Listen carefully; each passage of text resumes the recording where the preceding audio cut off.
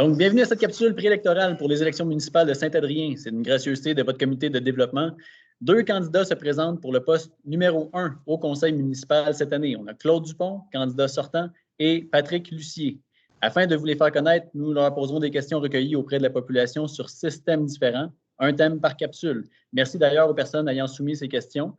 Chaque candidat aura un maximum de 2 minutes pour répondre à une ou plusieurs de ces questions-là sur le thème et ce sera suivi d'une courte période d'échange. Donc, le thème de la présente capsule est le suivant. Donc, c'est sur la crise sanitaire. Donc, les questions qu'on a reçues à cet effet. Quelle posture devrait prendre la municipalité face à la crise sanitaire?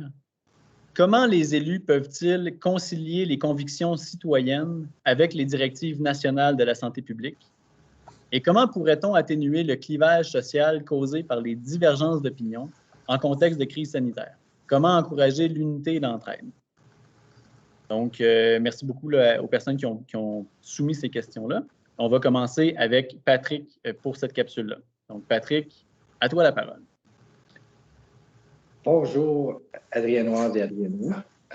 Moi, c'est sûr que quand je vois ce sujet-là, je me dis, en tant que futur conseiller municipal ou pour le travail des conseillers municipaux, je ne crois pas que ce soit nécessairement dans leur champ de compétences de gérer et de prendre position par rapport à des sujets comme celui-là. Oui, il faut qu'on respecte les lois quand une loi est votée et passée dans le registre des lois. Par contre, d'appliquer ces responsabilités-là ne retombent pas dans les mains des municipalités. C'est le gouvernement provincial et fédéral qui font ça. Donc, comme dans la plupart d'autres niveaux, il y a des choses que les municipalités ont à faire et des choses qu'ils n'ont pas à faire. Donc, je crois que ce n'est pas nécessairement leur travail d'appliquer ces mesures-là à la lettre ou d'être, si on veut, la police qui fait le travail. On a des polices que c'est leur travail de faire.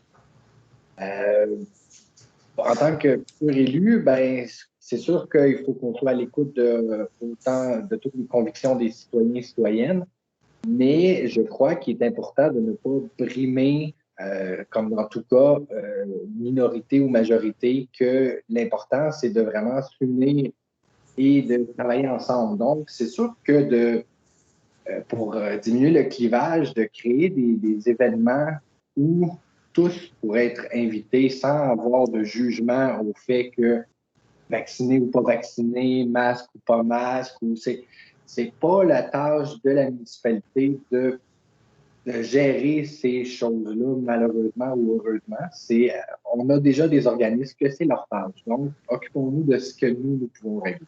Merci. Merci beaucoup, Patrick, pour ton point de vue sur le sujet. On va juste réafficher les questions pour le bénéfice de tous avant de passer à Claude. Donc, Claude, je les relirai pas, mais Claude, essentiellement, on veut t'entendre sur le sujet également.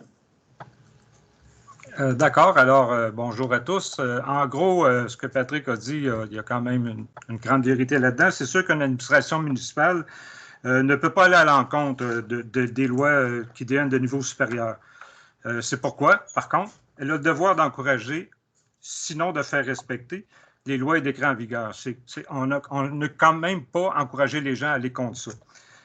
L'élu, dans son rôle public de conseiller, ne devrait pas faire passer ses convictions personnelles, si on s'entend bien sûr, même que ce soit religieux ou moral ou autre là, lors de rencontres officielles, un conseil municipal ou un comité administratif. Cependant, le droit de parole existe pour tout le monde et on a tous le droit de donner notre avis en privé. Par contre, comme élu, on a le devoir de penser à la population dans son ensemble. Et les lois sur la sécurité civile, par exemple, permettent, en cas de crise majeure, de prendre des actions en ce sens. Là, on n'est pas dans un cas de sécurité civile, on est dans un cas de sécurité sanitaire. Ça se ressemble.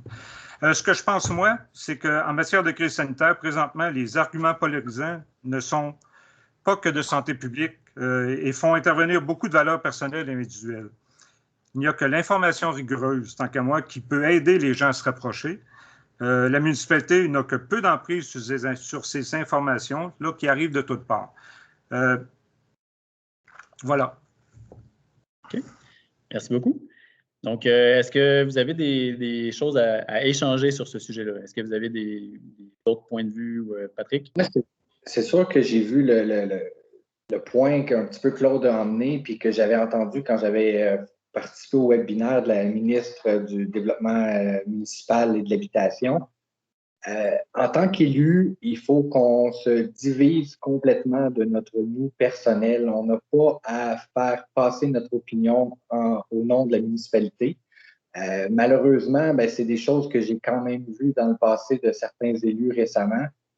C'est un peu, même si on a le droit à notre opinion, en privé, on a le droit à notre opinion, mais quand on parle au nom de la municipalité, on ne doit pas les brimer, la minorité, ou d'avoir une opinion qui va diviser. Ça, c'est quelque chose que je suis complètement contre. Donc, je veux vraiment viser l'objectif de rassembler autant tous les gens de Saint-Adrien.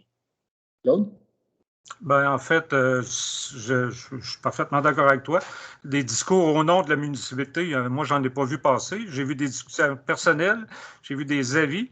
J'en ai moi-même donné, je m'en cacherai pas. Mais des documents, des avis officiels au nom de la municipalité, je ne pense pas qu'il y en ait eu.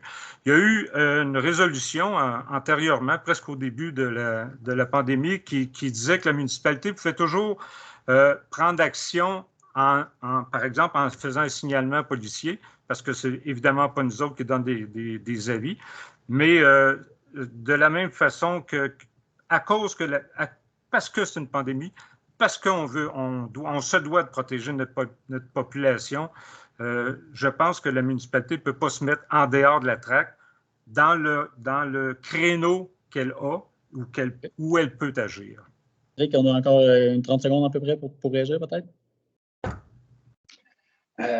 Écoute, c'est sûr que, tu sais, je suis d'accord aussi avec Claude. C'est sûr que personnellement, sans vouloir viser, j'ai vu certaines mentions venant comme quoi de la municipalité par rapport à du financement, exemple pour la meunerie, pour un événement qui n'existait pas, puis qui n'était pas censé être là, qui était fait en surplus, que ça a quand même créé une division. Ça n'a pas été le fun. C'est pas quelque chose qui était très, très louable à ce moment-là. C'est sûr que c'est probablement pas voulu, que ça a déboulé plus loin que ce qu'on voulait, mais malheureusement, c'est arrivé. D'accord. Donc, merci beaucoup, messieurs, pour vos points de vue sur la thématique de la crise sanitaire.